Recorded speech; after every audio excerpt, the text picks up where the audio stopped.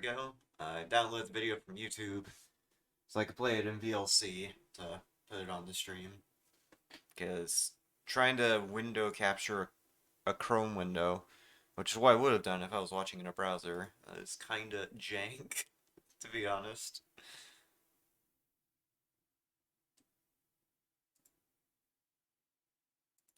Alright, so one thing to go over real quickly. I did have an interview before this run. Kung Fu Fruit Cup from the interview team interviewed me for that. I'm not going to be showing that here, although when I eventually upload this to YouTube on my own channel, I'm thinking of doing a little edit where I include that interview before the run, because my interview with Fu was right after the Ratchet and Clank Up Your Arsenal run, and that was a few games before Poppy, so that obviously wasn't included as part of the VOD that you were about to see. So I want to include the interview bit and then the run after that.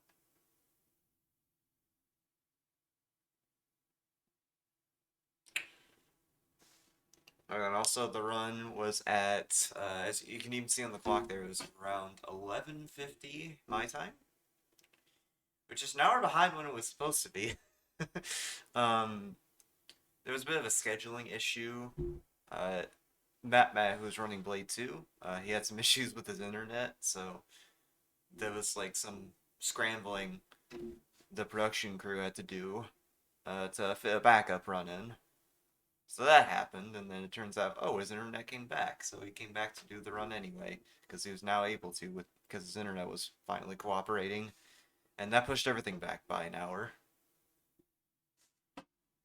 But thankfully, it actually had the side effect of making it friendlier for Europeans to watch, in a way, because I was talking with the people in the Poppy Playtime speedrunning Discord before this.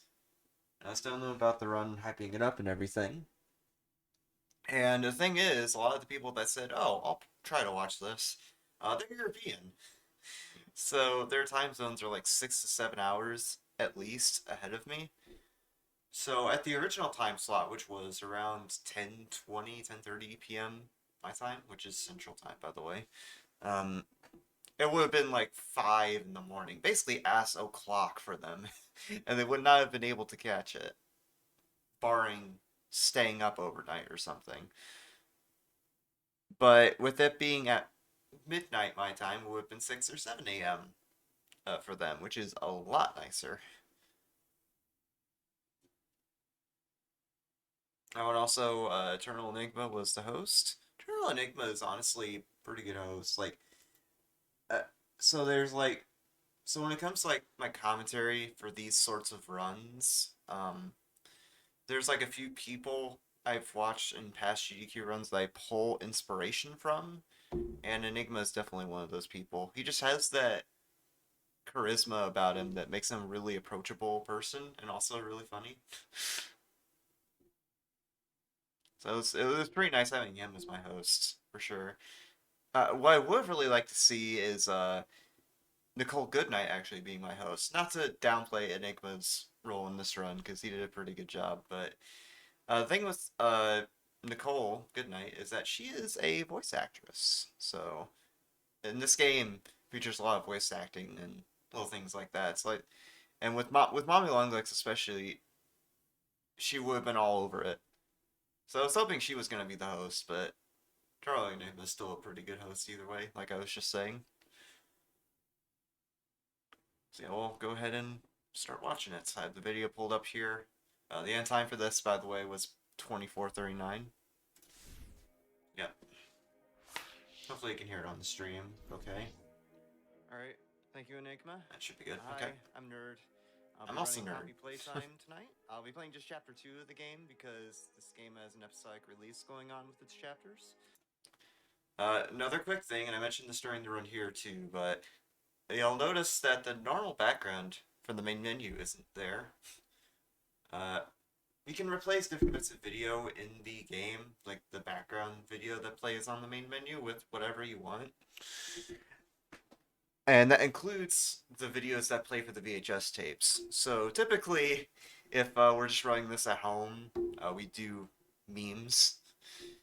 Which, I did some memes here, obviously, but there's some I could not do because they're not exactly GDQ appropriate. Like, just give an example, the very first tape, which is like the Elliot Ludwig biography, if I was doing a normal run at home, I would replace that with steamed hams. But given that's a clip of a TV show, yeah, that probably would have incurred the wrath of the copyright gods. So I did not want to include that. Instead, I just put a bunch of GDQ clips in here. And the thing with that is, I really wanted to be sure it was okay with the staff that I did that, just because it did involve clips of their events. So I was like, hey, can I do this? And about a month before the event, I talked with one of the staff members, who I won't name for confidentiality's sake, and they said sure. See how that went through. With me on commentary is Astral Spiff. Hello. He is a top runner for this game and also does a lot of content creation on YouTube surrounding games like this. So he'll be helping out during some of the more intense parts of the run because this game goes from 0 to 100 very fast and it doesn't really stop from there. Yeah, just about 1 second into the run. Mm-hmm. Yeah, the other reason I had Spiff on here, which I don't think I've mentioned in the run, so I'll go ahead and talk about it here. I mentioned a little bit in the in my shoutouts at the end, but there's kind of two reasons I had Spiff on. One, he's very knowledgeable on games like this. Maybe not with Poppy. His knowledge on the game was a little. I don't want to put his performance on commentary down, but it's a little out of date compared to some of the newer strats. So he actually had to go out and research some of the newer stuff to make sure he knew what he was talking about. He actually had he told me before the run too, he had like a list of the tricks I had in mind that I wanted him to explain while I was focusing. And I just found that kind of funny how he actually had like a list of written down stuff. I was like, okay, it's not that serious. My commentary style is pretty chill. It's still very much appreciated that he went out of his way to do that. But yeah, his stuff was what inspired me to get into this game, so I figured he would be kind of fitting to have on the couch because of that. And also, the other reason is because he got chapter 1 of this game in at last GDQ, SGDQ 2022. But he couldn't run the game there. I don't know exactly what happened, and I'd rather not poke to find out the answer. I guess something just happened and he wasn't able to make it.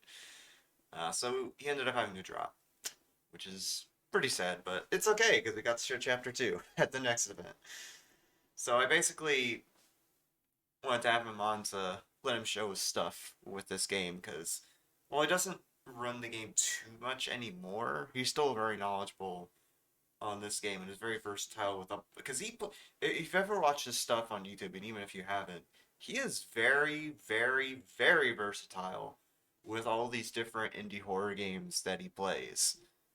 Like, just to list some of the few he's played recently, there's Glitch Attraction, which is like a FNAF fan game. The new Bendy, the Dark Revival. Well, this game, obviously, Chapter 2. Security Breach. Well, there's Project Playtime, that kind of goes along with Chapter 2. And, I think those are the main ones he's played recently. But yeah, he's played a lot of different stuff, and he's pretty good at all of them.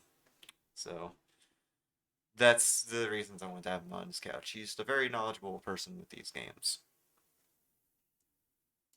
Yep. Couple quick things. I have a frame rate counter here in the top left. It might be a little hard to see, but it's there. That's just because there's some frame rate dependent tricks in the game, and the physics in general are frame rate dependent. So there's some tricks that work better at different frame rates. So I'll be switching frame rates throughout the run. Yep, that is correct there. And another thing, we cap at 120 specifically for speedruns of Chapter 2 because there are options in the menu to go to 144 and even 240 FPS. But like I was saying with the physics in the video, with the physics being dependent on the frame rate, if you go anywhere above 120, that's where things start to get really crazy and almost uncontrollable. with how much speed you get. So at that point, it becomes a little pay to win. So we cap it at 120 on the leaderboards, which I also did here. So I had a legal run, just to be fair, because people who have lower end computers or even mid-range computers like mine, they may not be able to get to those really high 144 and 240 frame rates. So it just keeps it on a level playing field between everyone else. I'm also playing on a down-patched version, which has access to a few more glitches. The current patch patches out some other tricks. So 1.2, so 1.2 is just the best version for running. You also might notice that something's a little off with the main menu. This is not your grandmother's Poppy Playtime. This is Poppy Playtime AGDQ edition. I've replaced different bits of video Patented, by the way. with certain Easter eggs, some of which are linked to GDQ. So be on the lookout. For Oh yeah, I almost forgot about this one. Let's put this in the background. So we'll get right. This is into the it. mommy Start plush I had here. during the run. Say hi. We'll skip this cutscene real quick. We're we down have a here in my trick chair. right off the bat here, as Spiff was kind of alluding to. And this Should- actually. Yeah, well. Um. Also, I was pausing here because oh, let me adjust the camera so you can see the mommy plush. There we go. That's a bit better. All right, so I paused here because there was a producer, like someone on the production team, asking me, "Hey, is this when you start time? Because you just started a new game." And I was just basically telling them, "No, not yet. Don't worry about it." Not quite yet. It's when I do my first. Time starts when I do my first movement input. Yeah, so I went into a bit of an explanation about the grab pack here at the beginning.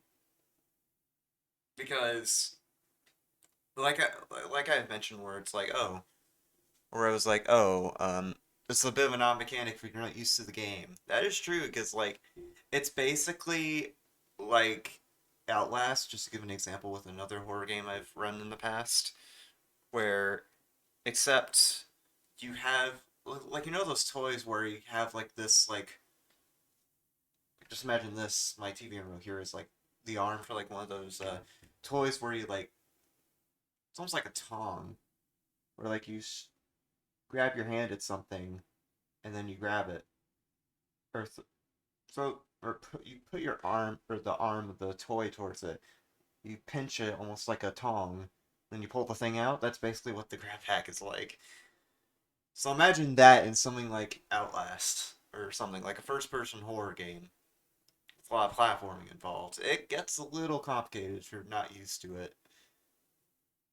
So I just took a bit of time at the beginning of the run to quickly go over what that is and what the first glitch is involving Anyways, which is the green hand I glitch. need to do a quick introduction of the grab pack here, just real quick before we get started. Because this is a bit of an odd mechanic if you're not used to Poppy Playtime. So we have this grab pack here, and you have these two hands which you shoot out with the mouse buttons. And I'm gonna try to do a glitch here at the very beginning, where if I load the autosave that got created when I first loaded into the game just a second ago, some weird things will happen. Alright, I got it immediately. So if I shoot my right hand at the correct time during that load screen, the game gets confused. Literally, the game gets confused. Not even making that up.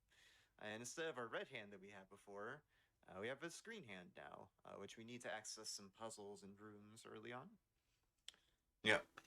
And that's not even a joke, by the way. If you go into the prototype version of this game that's hidden in the game files, and you do the green hand glitch, you'll see like some lines on the left of the screen, which is basically printing out the literal logic of the game, the little programming logic. And I don't remember exactly what it says, but it's something like, oh, green hand equals true, or something like that. And it gets stuck, and then the green hand comes back. It's really weird. Like I was saying earlier, time starts as soon as I do my first movement input. So we can start in 3, 2, 1, go.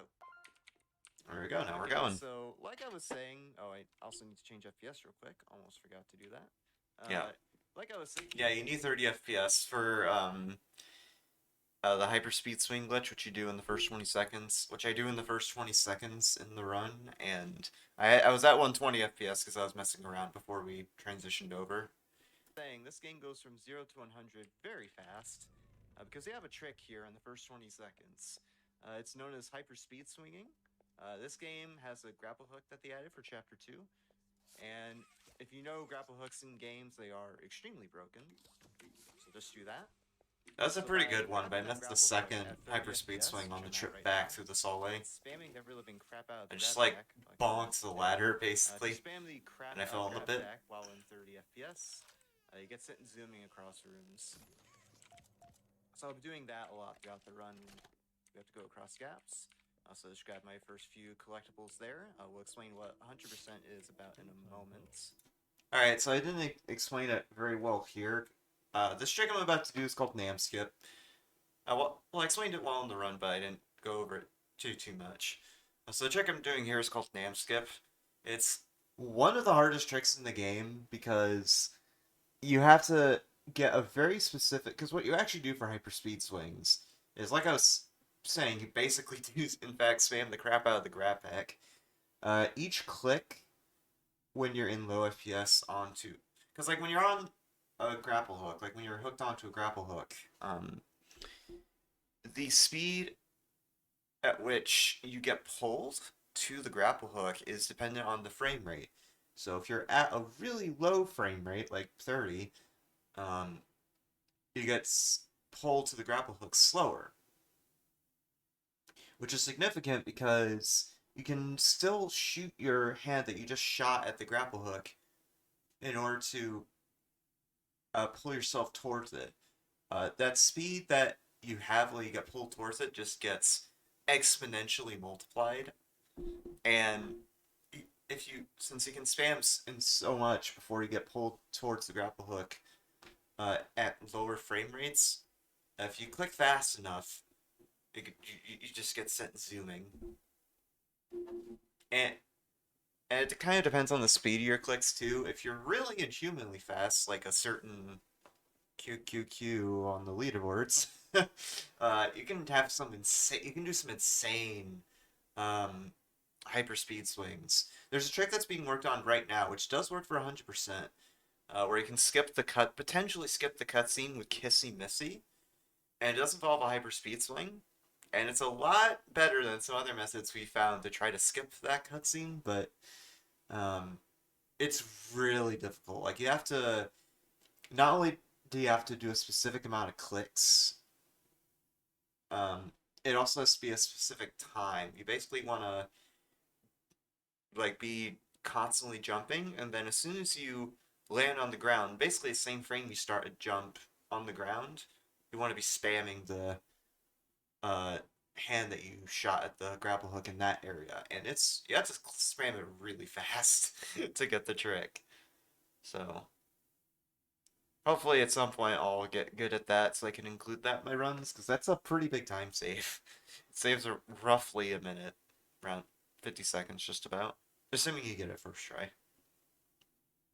Now I was going for it here just because the thing is, I was going into this run about to do Namskip because I wanted to like at least try it a couple of times to show what it looked like. Because I fully expected not to get it, because this is a very difficult trick, what I did here. And I just so happened to nail it first try.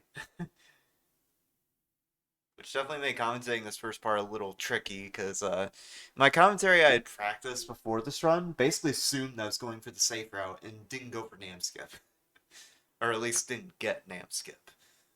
So that definitely made things a little harder on me, but it worked out in the end, because you learned a lot of pretty good things about my commentaries so for this run, so I think I did a good job. Same with Spiff. Because I'm going to be trying to do a pretty difficult trick here. I'm only going to go for it twice because it's extremely precise. So let's see. Now, yeah, I started getting pulled to the left there, so I was in a bad position. Let me reset Yep. that up. Basically, if you get pulled to the But you left can like that, you're essentially- too far You forward can essentially relative to the multiply hook. your momentum by spamming left click. You can see my face there, because the thing with the Namskip that makes it so difficult, even if you're good at it, is you have to get a very specific amount of clicks. It's around 3 to 5. If you do too little, you won't get enough speed to go across the gap, and your hand will just return to you. Because when you're in Nam Skip and you end up in the void after loading the game station, you want your left hand to be outstretched. So that because when your hand is outstretched like that and you're just like rocketing with the hyper speed swing, you can uh, shoot the hand again to correct your trajectory. It's basically like doing a hyper speed swing in midair, and you can use that to get in the game station a little better instead of having to rely on the momentum that you get from the initial hyper speed swing. But anyways, uh, I've done it enough to where I can tell what the correct amount of speed is, like if I got it just as I'm doing it. And I happen to notice it there, so I'm like, oh shit, I actually got this hard trick. This is interesting now. Like, you just see my look of shock, like, oh, okay. As you move forward and hopefully I wasn't make it to the sure though, main so I had to hub wait of until the game station game. loaded. And I was just shaking my head there, Wait, we like, have to add oh again, no, I actually so- got it. okay, we're in. Yeah, there you go. So that That's- just skipped. So that just skipped a pretty big portion of the intro. It's Yeah, it's 1.5 to well, 2 with minutes. the main villain of the game. I that just we'll, saved with that. meet later, and it also skips the puzzle. And now we're in the game station, which is the main hub of the game. In order to beat Chapter 2, you have to beat 3 mini games, and this hub is where we access those mini games. A couple of housekeeping things here. I'm opening these doors on the train because when we come back through the game station later, when we start our second mini game, I'll be going through that train, and by having the doors open now while this cutscene or dialogue is playing, we get to completely avoid that having to open the doors Yeah. on our way here. It's a minor optimization. So the game doesn't get any less crazier from there, because we're going to do an equally crazy skip coming up once we get to the first mini game, which is musical memory. We'll talk a bit more about that in a second. But we have to go through this room off to the side first because Yeah, and I do my explanation for what 100% is here. Because I was intending to not get Nam Skip and do the safe route, and I would have explained what 100% is during the mommy cutscene where she grabs your hand. But since I got Nam Skip, I had to do that here. So, yeah. what 100% actually is, just to explain that real quick, it's getting all the pages. I also have the first my inserting all VHS the tape memes VHS coming up. tapes into the receiver. I decided at the last minute, like basically a few days before my run, to do this. So that I edited a Windows XP blue screen over the Green Hand tutorial VHS tape here. And getting all the gold statues. I'm gonna grab a tape right here. This tape is actually a tutorial for this green hand that we just got at the beginning of the game, so let's see how it works.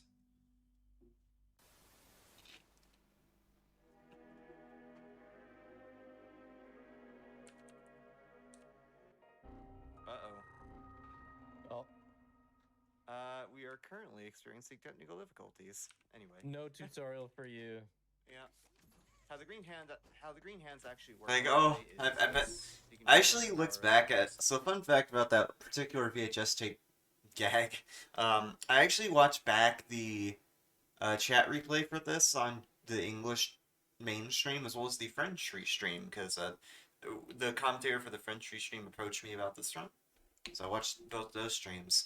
And their reaction to that was like, oh no, not like this. How's he gonna know how to use that hand now? That was pretty fun to see. A lot of the gags for this run actually went pretty well, and they've been getting pretty good reception, which I'm very happy about, because the thing with these VHS tape memes that I put in, including the one that you'll see later, that would normally be the Marcus Brickley tape, I was basically worried in the back of my head that I was going to completely flop and everyone would call the run extremely cringe. So my philosophy was, okay, I don't know how this is going to be received, so I'm just going to do it and see what the result is afterwards, basically. And apparently, people really loved it, so I'm very thankful that it turned out like that. sockets. which we'll be using throughout the game to do puzzles.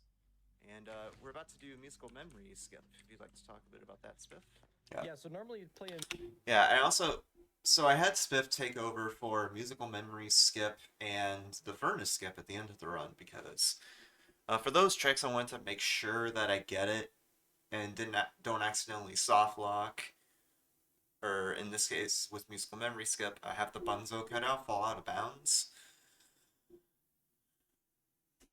Not necessarily because I'm not good at those tricks, I am, because I'm very practiced with them, but I just wanted to be sure that I nailed them. So I had Spiff commentate during those parts.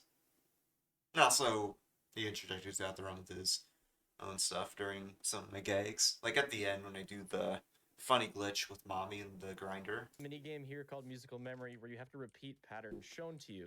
And at the end, a button rises from the floor that you can hit and it'll end the mini game. That button always exists underground, so if you can get to it, you can just end the game early. With 30 FPS, Nerd's able to pull this cardboard cutout a lot quicker than normally, and by stretching out his arms can pull this vent cover off the wall, which reveals out of bounds. Now what he's going to try and do is get that cardboard cutout through the vent. Because in order to reach that button that's underground, you need something to stand on, otherwise you just fall out of bounds. In fact, the way we used to do it is just drop out of bounds, try to hit the button, and try to pull ourselves back up, which was... Yeah, I accidentally hit the button on Bunzo. So yeah, we got to hear someone's birthday be shout inconsistent, out. to say the least. So what he's doing here is positioning...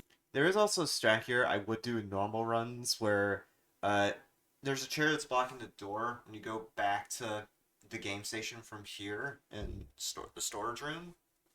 But I opted not to do that here just because there's so much going on as it is. I wanted to make it easier on Spiff explaining it. So in the perfect spot, which will give the right angle. There it is. And boom, the minigame's over. Yep. Yep. And now basically you just have to wait for Mommy to finish her speech. Mommy Longlegs, the main antagonist of the game. Yep. And then she'll realize that you finished the game and lower the train code. Yeah. Yeah, Mommy Longlegs, by the way, is this big pink stretchy spider, like a or a Stretch Armstrong kind of toy. We'll be seeing her a lot. Kind of like what Spiff was alluding to, she actually takes a second to realize that the minigame's over. We have to wait here because she gives us a paper that we have to get for the 100% requirements, but that does take a second, so if you have any donations, you can read them out while we're waiting. yeah, we have to wait for quite a while here before the paper comes down, so just do it to donations. From Brandon, who says, I see we are inching closer to 500K. Let's get it. Donation Nice. incentive goes to host choice. We have a $200 donation from Sogar Gofin, who says, love the spooky block. Run! Thank you. Yeah, speaking of run, you're going to be going down this vent insanely fast because of a precise way that you went into it. Yeah, so I did a glitch called Hyperspeed. A nice Events. segue by It's Spiff not there. exactly the same as Hyperspeed Swing, but I basically... Oh, there's a note. I basically just crouch at a specific time when entering the vent, and it lets me act as if I'm standing on the vent, so I can sprint here. Yeah, you can keep going while I go to this next room, because it's just managing my time while I grab some stuff. All right, we've got plenty going on Oh, I here. missed the lever, We but have a still able to $25 donation get from to the crane in Inspiring time before my Badger, hand who ran out of says, energy. We can add kitties to this marathon. Take my money, please, which is in reference to the Stray bonus game. Thank you, Inspiring Badger. Yeah, as a cat owner myself, I second that particular incentive. And shouts to my black cat Nix. Okay, keep going. We have a $100 donation from Peak Ace, who says, let's go GDQ. Need that Stray run. And also just a reminder on our upcoming incentive, the Dead Space 3 Awakened DLC run, we're about $3,800 away from that, and that run will be coming up next. So make sure you get your donations in for that as well. That's our next incentive. So when I did that electric puzzle, I did a small trick called group use skipping. For certain electric nodes in these puzzles, if you just shoot your hand at it, it'll slip right off. But if you, while your hand is shooting out of the grab pack, you shoot your hand, that same button again, the hand will stick on. So we use that a lot throughout the run to basically cheese some puzzles. So we're doing the second mini game now, which is musical memory, or whack-a-wuggy, I mean. As the name implies, it's like your classic game of whack-a-mole. I'll also turn the fog on to make this trick a little easier. Yeah. You're Oh, whoops. Hold up. I accidentally restarted the video. Give me 1 sec. Alright,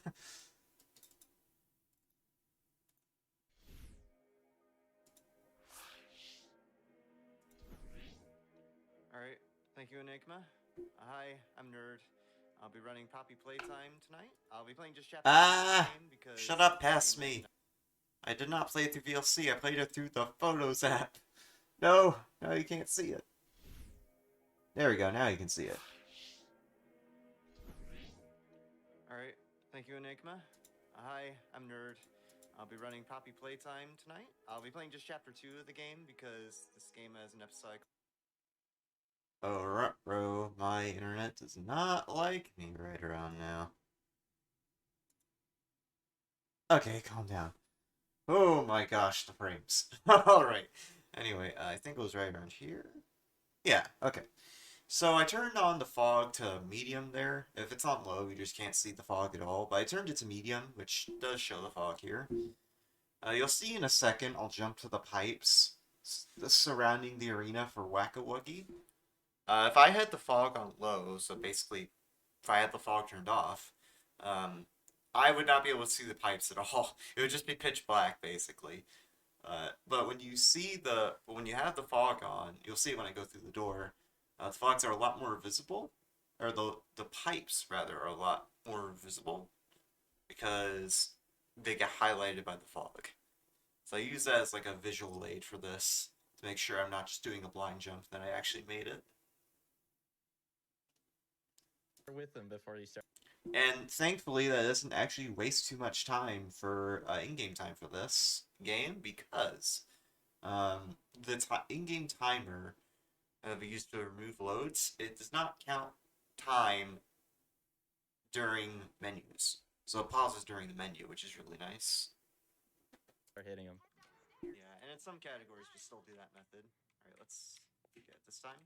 There we go. Nice. So Oh, I accidentally skipped it, but it's right around here. Yeah. But if we So I go in off to the side here in the staff-only room, the arena for Whack-a-Wuggy is just over there. Oh. So I pressed space to jump a little bit too late, and I just fell into the abyss. And in some categories we still do that method. Alright, let's get it this time. There we go. Nice. So I've landed on this pipe now, and I'm gonna smack this Huggy Wuggy over and over. 40 times. Yep, and eventually...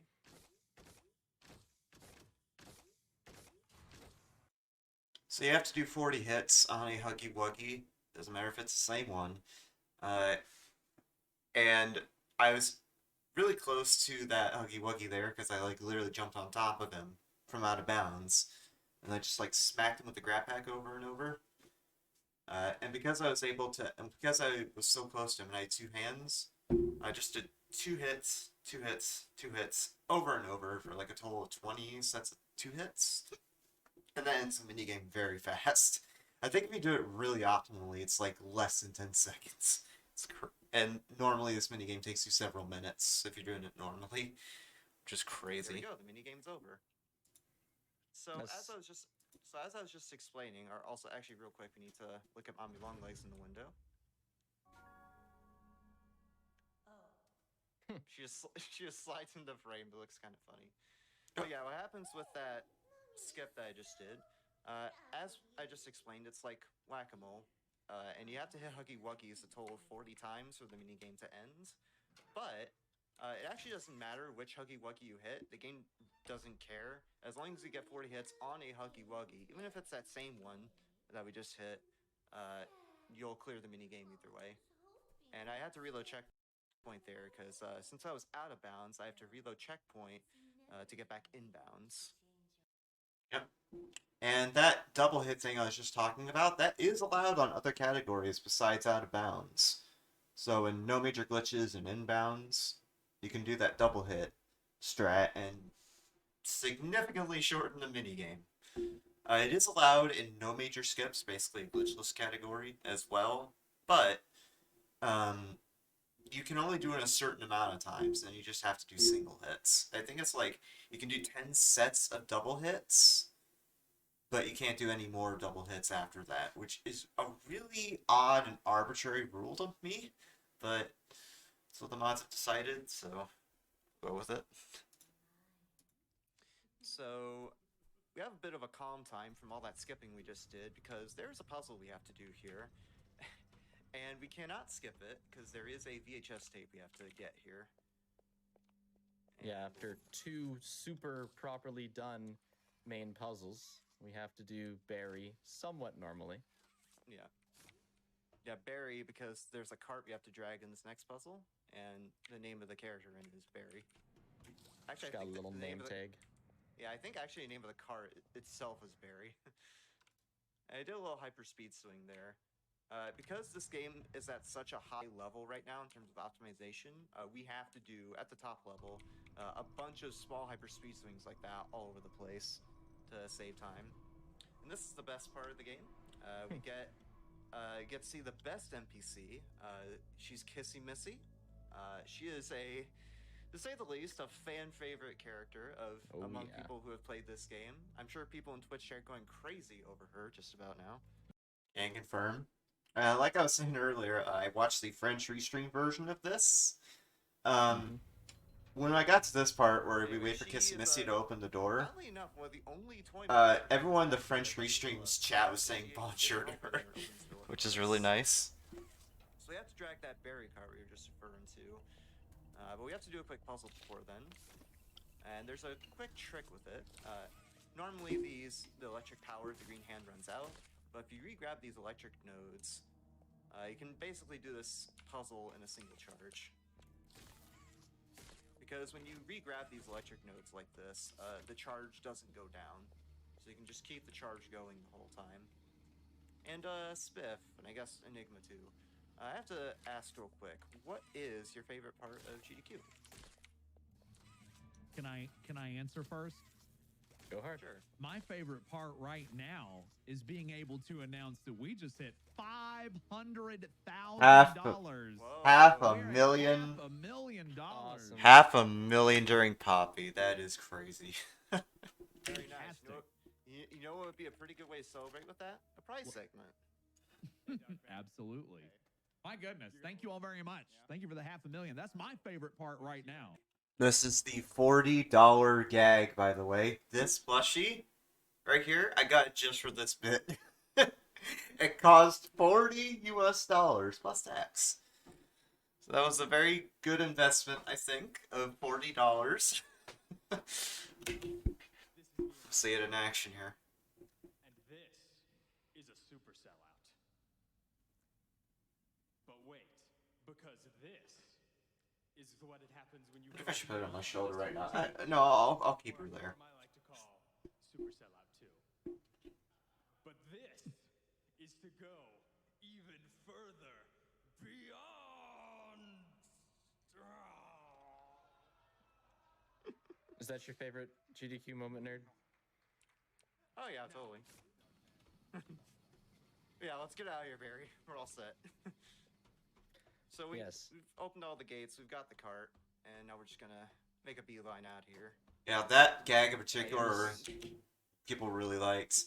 GDQ even tweeted a clip of that moment on their official account, which is pretty cool. It also so every day at these events, they have like a recap of runs that happened the previous day, and for the daily recap on Wednesday, they featured that clip, which is pretty cool. That I ended up on something like that. Well, a certain moment, crouch under those boards because there's an invisible wall blocking your way, and you have to drag the cart to a certain point before the invisible wall goes away. I imagine this outfit I have going right now is going to look super scuffed. Yeah, I jumped into the stairs there, not realizing, not remembering I would take fall damage there, because, like, I was just on a... Alright, so we'll I go was ahead just and out of it pull after this that here. last I'm bit. doing a little optimization with it where I stand on those railings and I pull the lever from afar. Saves a few seconds there. So we're about to start the next minigame. This is Statues, which is basically this game's version of Red Light, Green Light. If you've played Red Light, Green, or if you've seen the Red Light, Green Light game from Squid Game specifically, it's basically like that. We have to, well, you'll see when we get there. But first we have to open the door first because it's kind of broken. And we have to fix the power to the door in order to actually get into Statues because the door's not powered on right now. And this is a good example of how you can cheese the puzzles with the route you skip, because you're supposed to use these two rods to power these nodes, but you can actually just climb on this small ledge right here. And there we go, that's the puzzle. So I'm gonna set my FPS to 30 again here, because I'll be doing some hyperspeed swings. Now that I'm once I very get into experienced with the Statues. game, I almost want to Because try what's playing it supposed to casually happen, again. with Statues is you get chased Especially by now that I've done these no nodes major Red Light, skips Green for Light. this, which is You're basically supposed to be chased playing by this this category mascot the intended over there, route. named PJ Pugapillar, which Just to yes, see what that is would look like. kind of a mix between Almost like a kind of like dog and story a playthrough in a caterpillar. way. But if you I jump over also the at one that point cube, want to do multiple game runs the first two chapters, 100% no major glitches, just to try that out. Or actually, it would be all tapes no major glitches for chapter 1, and Hundo no major skips for chapter 2. and just skip right over the barrier that prevents you from going through this obstacle course normally. Yep. So if I get, if you do the hyperspeed swing that I just did there just right, you actually don't have to do that trick I did where I zipped over the barrier, which by the way I just did by crashing into the wall. You can actually just zoom right over the wall from the hyperspeed swing and not have to do that, which is a pretty neat time save, but didn't quite get it here. I've also, at this point in runs, started to go for the strat where you grab the gold statue from outside the slide, which I kind of fumbled a bit here, but I got pretty quick. You have a pretty lenient window to do this because the intro speech that Mommy does before the minigame starts is pretty long. It's like at least a couple minutes in total. There we go. Oh, there we go. Yeah. The nice jingle of the collectible. Yep. Yeah, that angle is a little tricky, and I kind of fumbled with it, but I got it. Mhm. So we'll make our way out of here. Fun fact about this minigame.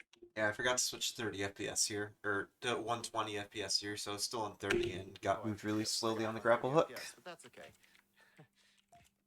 When you're on 30 FPS, you get dragged by the grapple hook slower. Fun fact about that minigame. I don't know why the frame drop happened there. It was like a quick bout, so it's fine, but that kind of worries me. Should be fine, though. Usually it's just little bouts like that, and it calms down for a good while. So, we have a bit of a run up until we get to the next big trick, so you can probably squeeze in a few donations here.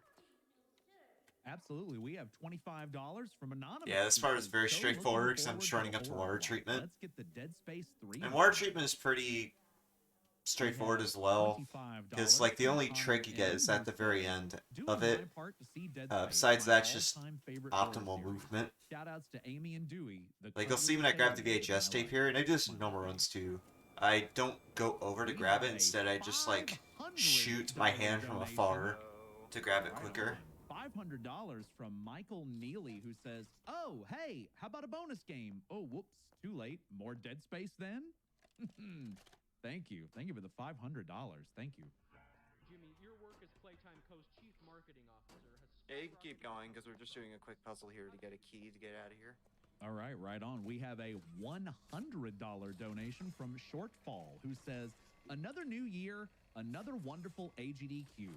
Putting this towards seeing a cat do cat things."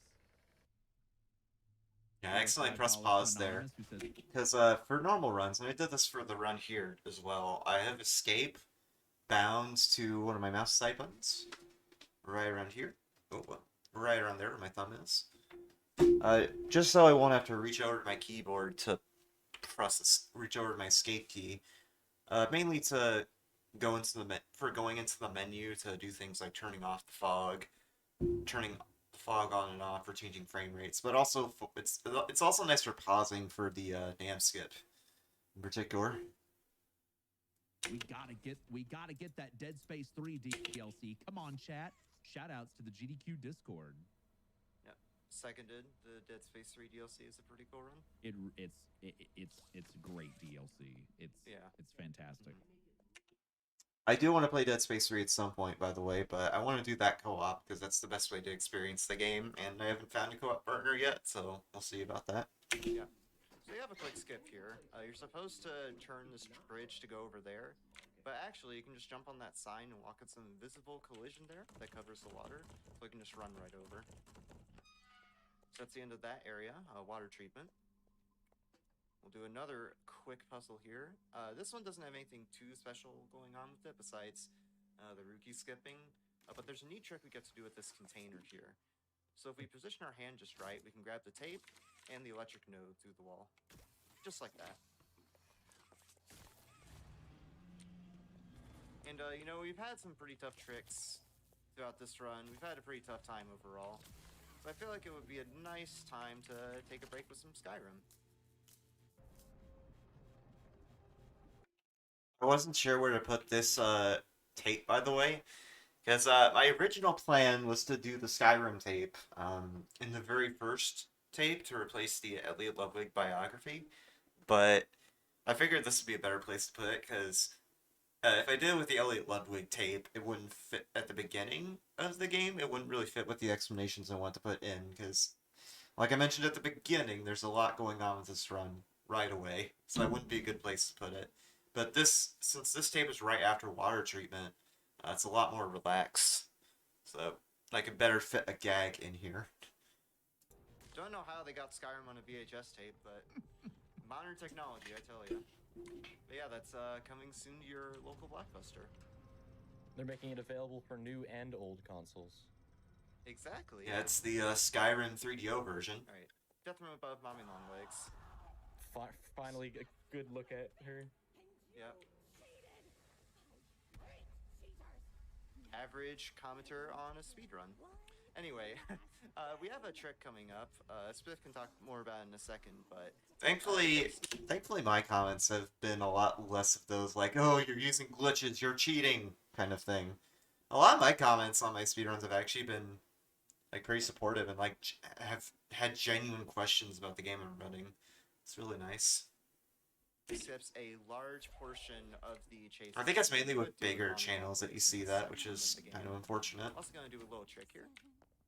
I was trying to take intentional fall damage here for like another gag, like that I could lean into with an explanation, but I accidentally landed on the railing. Which is a mechanic where if you fall far enough, you get put in slow motion for a second, basically.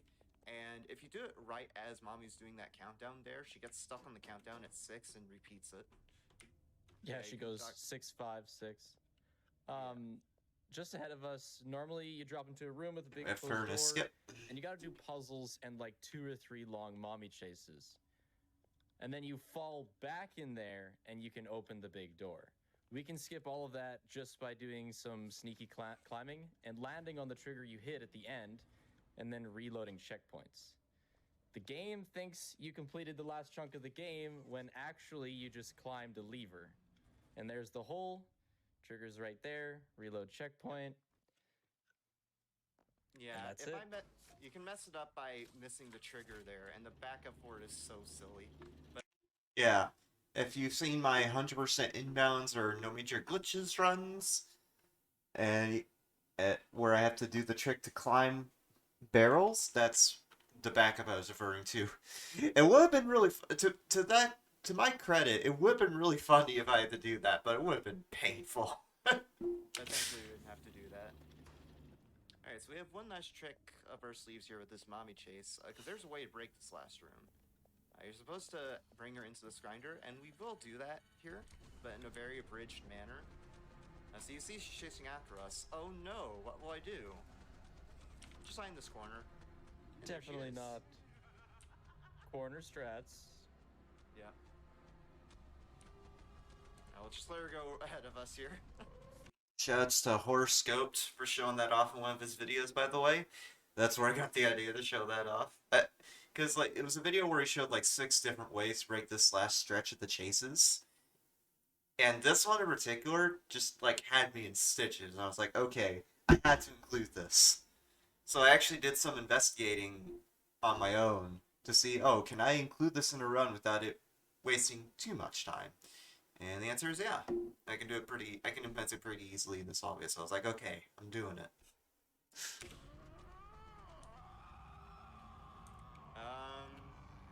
I'm Longlegs. Doing okay there? I'm sure she's fine. Yeah, totally. Oh no! Mommy. What Oh, happened? I like Spiff's little off comment there for that bit. Death. But that's okay. 'Cause Yeah, she's that there. fate worse than death thing. That just came. Yeah. That just came to me while I was doing it. So what's actually happening there is there's 2 mommy long. Very well legs that executed chase there us between the in 2 of us. In the hallway. There's the one that chases us down the hall, and as soon as we go in this room, she despawns. And then there's a trigger in this room that causes that second mommy long legs to spawn, and that's the one that actually gets killed in the grinder. So rest in peace, mommy long legs. She's gonna get taken by the prototype. We Right, don't. the prototype. That's what it's called. Yeah. Hopefully we'll get more light shit on that in chapter 3 coming Yeah. out soon. So I'm gonna change my settings to FPS to 30 here for one last trick. I know we had that furnace skip just a second ago to skip the mommy chases, but there's one last funny one we can do. It involves this barrel. Oh, nice.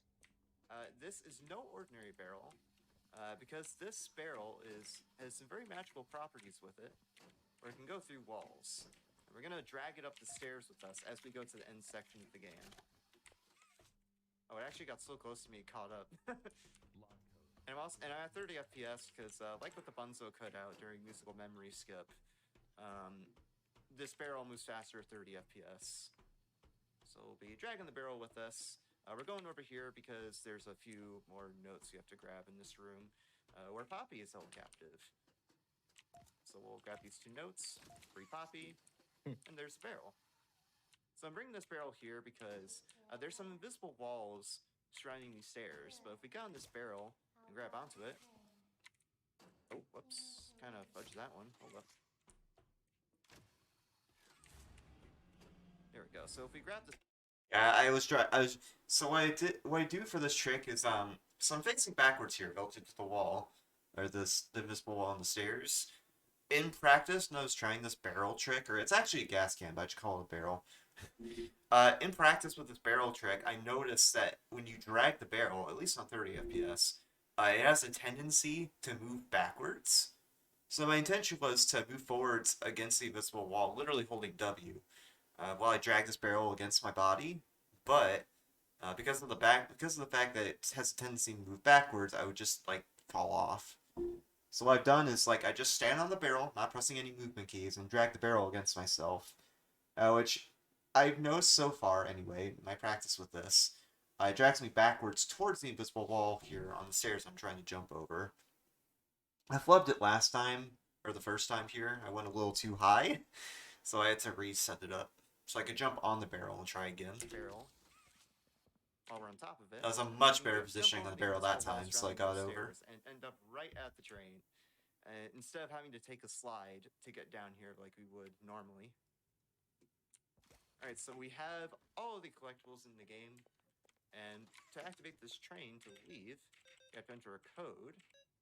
Luckily, one of the pieces gives us the code, which in this case is 212314. And now we're out of here.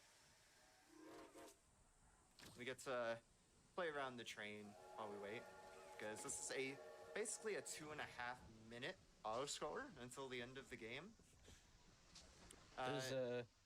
It's a pretty nasty soft lock here.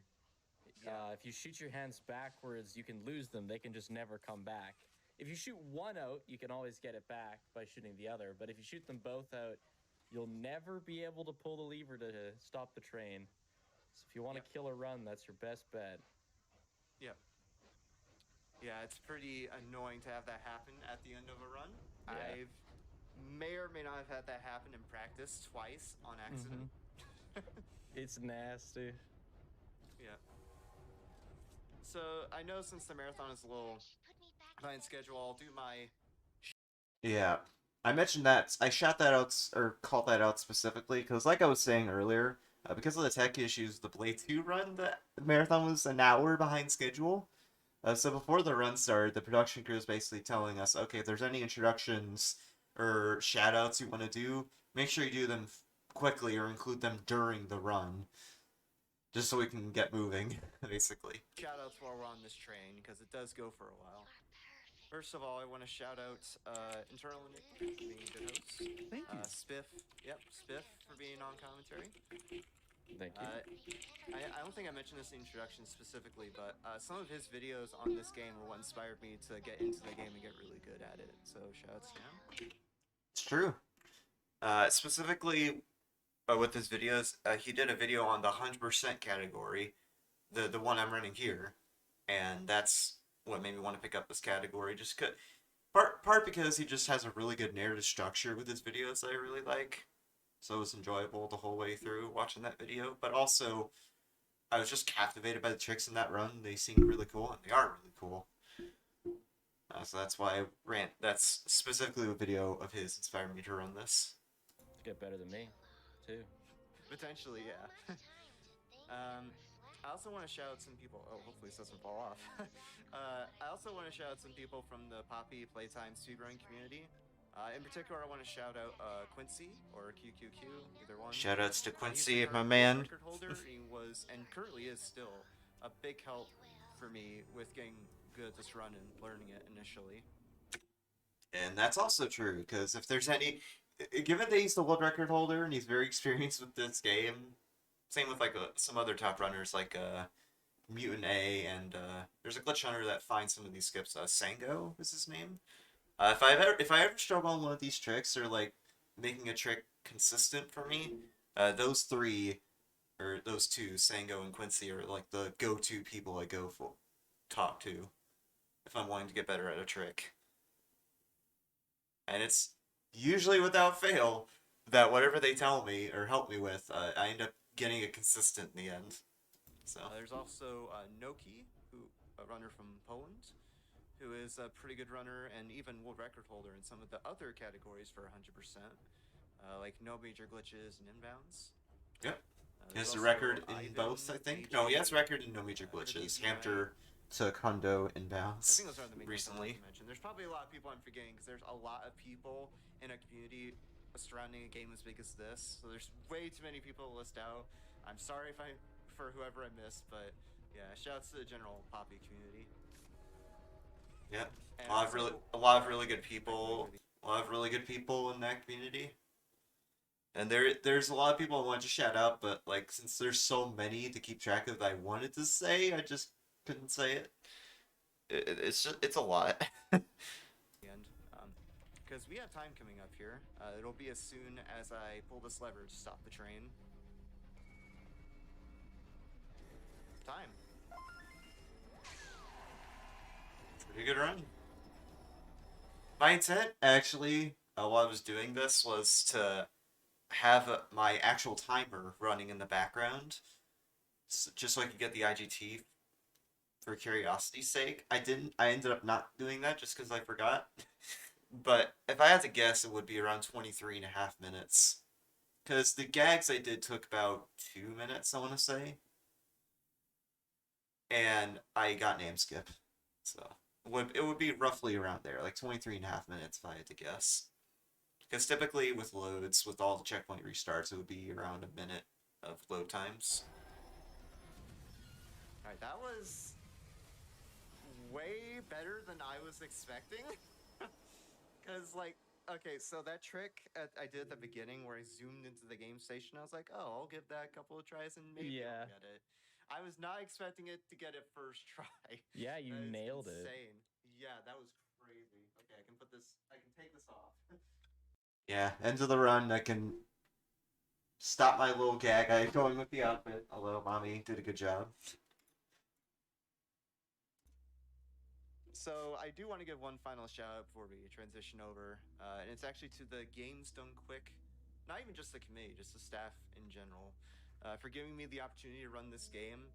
because I've actually been submitting to the horror block specifically for GDQ for so long, since around AGDQ 7 years ago, in fact. And after so long, I've finally been given the opportunity.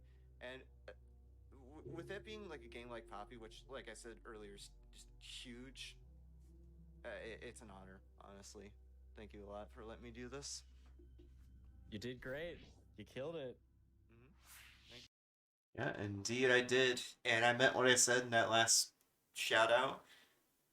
Because horror games, like I run a variety of games, obviously. I'm a variety guy when it comes to gaming and speedrunning. I mean, just to give an example, my favorite type of game, I speedrun horror. But I also do some longer form RPGs, or at least want to, like Shin Megami Tensei and Persona.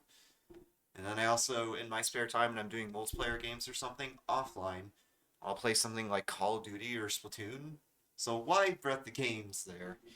But horror is by far my favorite, or at least one of my top 3 favorites to run in terms of speedruns.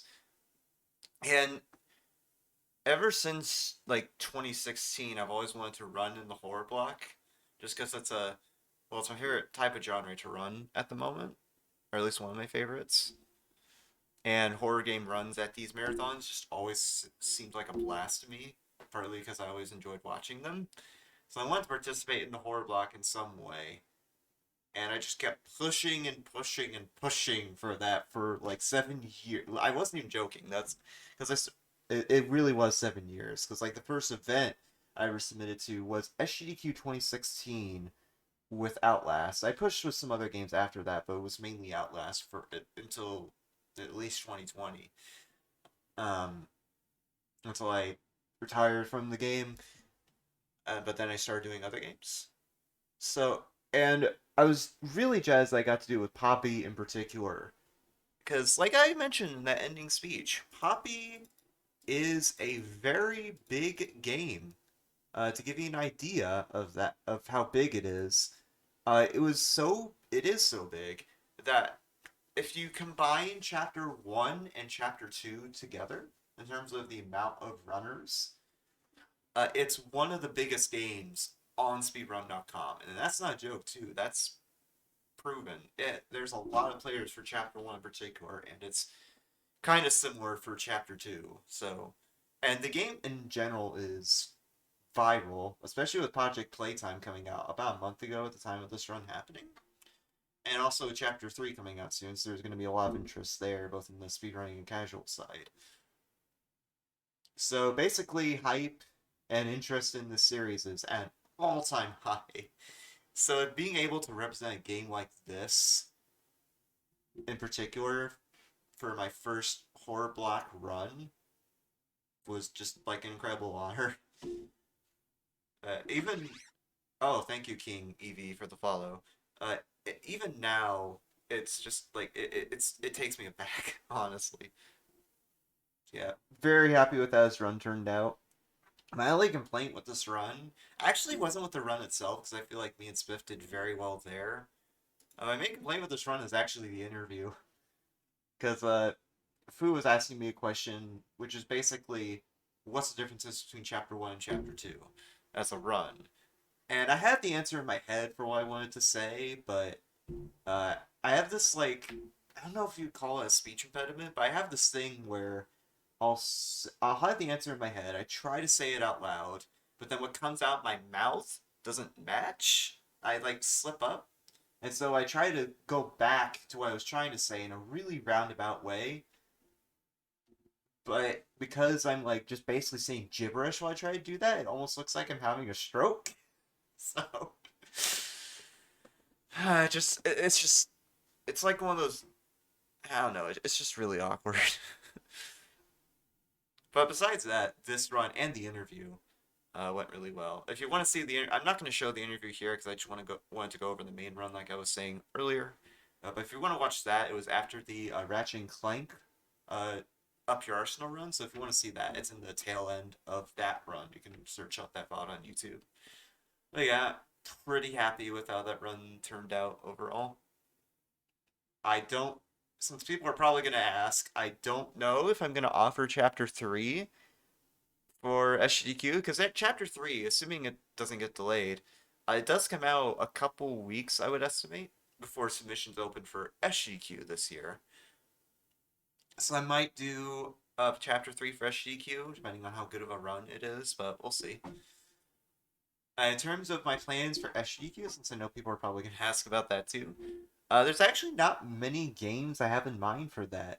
Because, like, with this event in particular, I had some other games lined up, but my big thing was really pushing Poppy. Like, literally before the event, even before the games list was revealed, I went on a big grind with both chapter 1 and 2, because I knew with a game as big, with this being as big of a game as it is, I was gonna have to prove my worth and get in order to show, hey, I actually know my stuff with this game by getting a really good time, because it's a really competitive game. Both chapters are. So I just like grind. I was just like grind for like most of the summer, and it pulled through. Got in. So again, really happy with how that run turned out. We'll see what uh, happens in the future. There's two games I do have in mind though. Let me just pull up because like I have a document where I have ideas for games I might want to submit to future marathons, including future GDQs. There's two games I have in mind for the next year, or I guess a few that I have in mind. The first one is Scorn, which if you've seen my runs of this game on YouTube, you know what Scorn's about. But it's basically this first-person horror puzzle / art game, even. By Ebb Software. It's kind of a mix between Amnesia and Doom. I ran that for GDQ Hotfix, and I pushed it for AGDQ because for AGDQ this year, they had a second wave of submissions where if a game came out after the first wave of submissions ended, I could submit that as like a chase game basically. And I did Scorn for that, and it got rejected, which is pretty sad because it's a cool run, but it's also understandable at the same time because Scorn is a very graphic game. Literally, there's a point early on in the game for GSJ and for vanilla game as well, where you have this umbilical cord in your body and you have to pull it out to free yourself, and it's just really gruesome. But as I mentioned earlier, I did run this for Hotfix. I ran it on Igdysis's show, Speedruns from the Crypts, on December 7th last year. Which went really well, by the way. That was a pretty solid run. Meta and Sharkat were on commentary for that.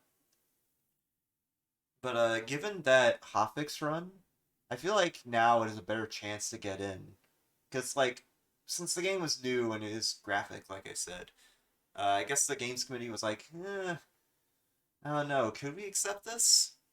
But I think given that hotfix performance, I might be like, oh, it's actually not too bad, given that some of the more graphic stuff is censored.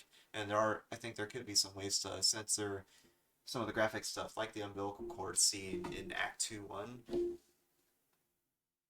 So I think given those circumstances, I might have a better chance now. And I might get in, we'll see. It would be pretty cool to showcase that. The other game the second game I've lined up is Manifold Garden. Now I ran this, here's the thing, right? I ran this at SGQ 2021 online, which by the time SGQ this year happens would have been 2 years ago. Why am I submitting this game again? Well, since my last GDQ run, where I did all God Cubes, I came up with this category, All Achievements, where, as the name implies, I get all the achievements in the game. It's kind of weird the way I do that, because, like, there's no way to actually reset the achievements unless you start a brand new account and play the game. So I use this thing called Steam Achievement Manager, where after I complete a run, or after I reset a run, even, I reset all the achievements to make them completely blank, so I can just get all the achievements right from the start, all in one go. And the movement and like strats that you do to get all the achievements in under an hour is really cool. So I feel like it would be a cool run to show off. The nice thing about it too, that I think would merit it being shown off, is that with the old God Cubes run, like the run I did for SGQ, the route for that, you skip a lot of stuff, but all achievements shows off a lot more areas of the game. So I feel like that'd be pretty cool to show off. And I decided to throw in reverse tree order as well, which is basically all God Cubes, like I did for SGQ, but in reverse. Because there's some pretty cool tricks and a pretty cool route there. There's also Chaos Theory any percent on the DS version. I submitted that for this event too, because it's a pretty cool run with a not very well known version of the game. Because the Chaos Theory, people typically talk about like the PC or console versions. But there's actually a handheld version, two handheld versions of it, in fact, because there's the DS version I submitted, and there's also the 3DS version, Splinter Cell 3D. And DS version is unlike the console versions and PC versions, and even the 3DS version, it has a lot of out of bounds that I've discovered, to the point where half the missions can be broken with out of bounds now. So I think it would be really cool to show that run off, just because there's a lot of really cool out of bounds shenanigans in that.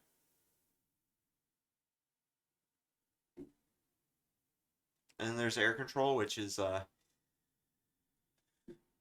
game. I'll put it that way. Thinking of doing that for like an awful or silly block. I feel like that'd be pretty cool. And it's a 25-minute run, so it wouldn't really overstay its welcome. But yeah, that's my future stuff for SGDQ. Should be pretty fun once I get around to grinding those games.